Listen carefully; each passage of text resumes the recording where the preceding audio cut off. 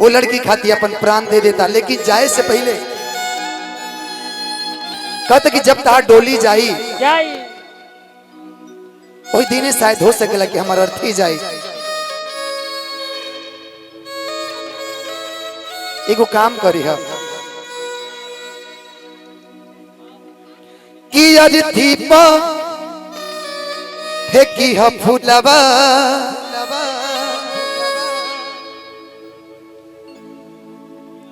कि अर्थी पर फेंकी है फूलवा,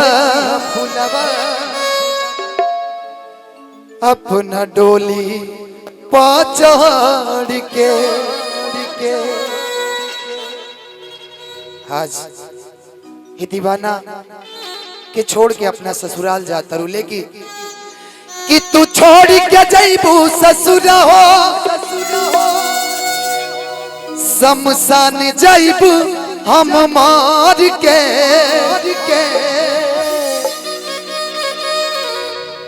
कि अर्थी पर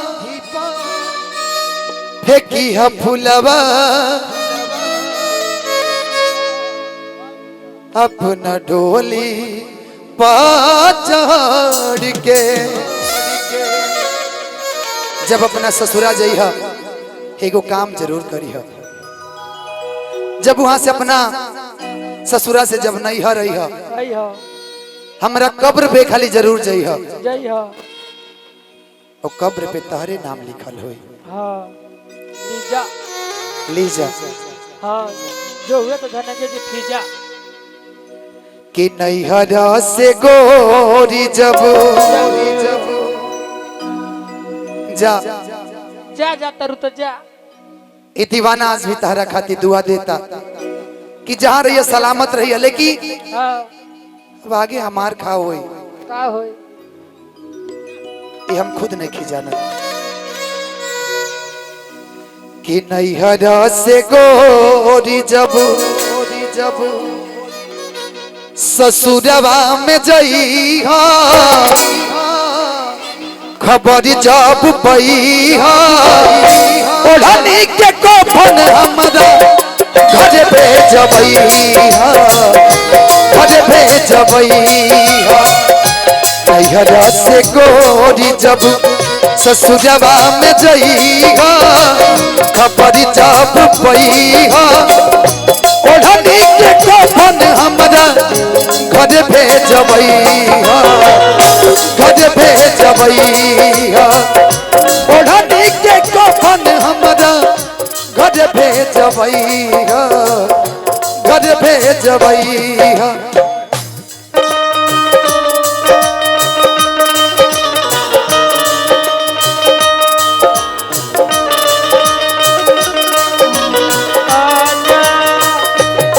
जिंदगी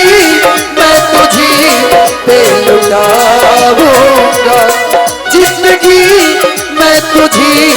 पे लुटाऊंगा, मैं तो मर के भी तुझको। आजा आजा आजा आजा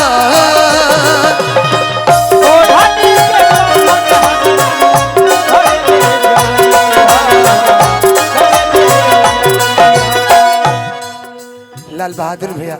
ए लाल बहादुर भैया, बिरजेश भैया, दीपक हो, ए दीपक, चाहे फुकाए मत चाहे। अरे पगली क्यों रो रही हो? क्यों रोती हो पगली? तुम जानती हो कि जब तुम छोड़ के जाओगी ये दीवाना बहुत जल्द मर जाएगा। तो मेरा जैसा नहीं पाओगी। चाहे फुकाए मत चाहे माटी में गड़ाए, तोहरा से जरिया सपनों में आए, तोहरा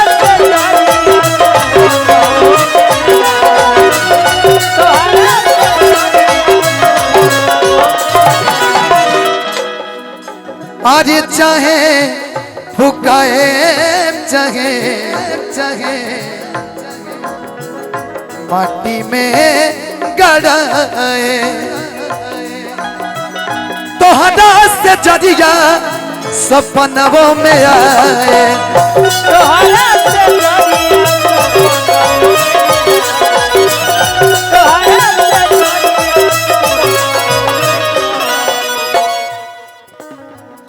एक दिन ससुरा से ओ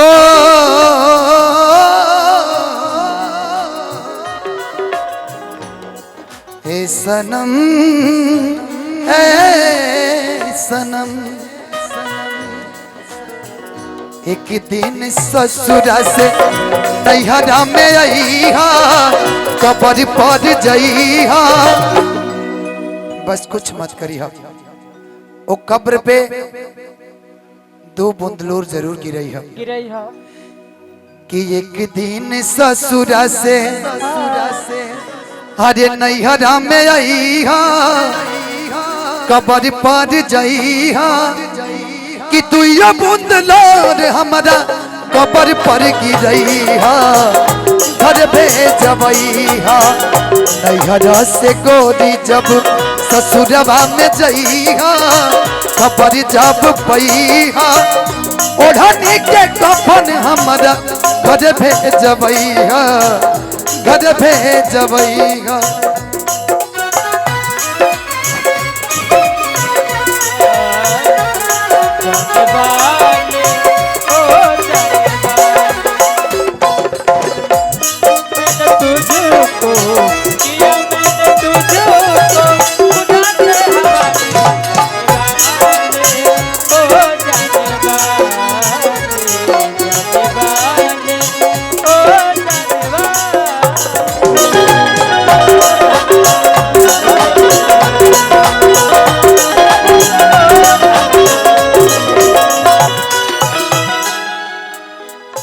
तो चल जाइबो थार याद हर पल आई लेकिन तेरे गम में यूं ही जिया करेंगे गम बर्दाश्त नहीं होगा पगली तो शराब भी पिया करेंगे अगर मर भी गए तेरी याद में तो खुदा कसम हेमराज के मोबाइल से तेरे मोबाइल पे चोरी चोरी मैसेज दिया करेंगे रोटी के रखी हो नया नवा के लौट के लिखे सर्वजीत भटिया लहू में बोर के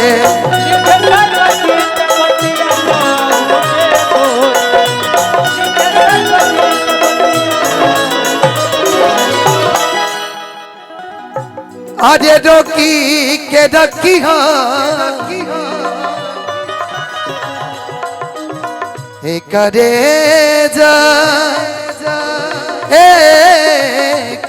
जा रोकी के रखी हो नया नवा के लौट के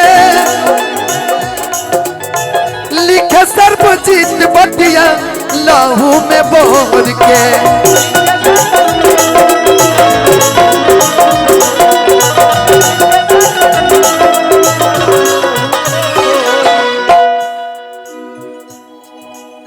कि शर्मा धनंजय से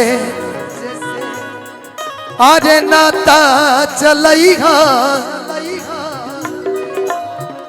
पीटू बलमुआ के तू ना भूलइहा कि ओढ़नी के कफन हमारा घर भेजबइहा नैहरा से गोरी जब ससुरवा में जइहा खबर जब पइहा ओढ़नी के कफन हमारा घर भेजबइहा ओढ़नी के कफन हमारा घर भेजबइहा ओढ़नी के कफन हमारा घर भेजबइहा ओढ़नी के कफन हमारा घर भेजबइहा कि ओढ़नी के कफन हमारा घर भेजबइहा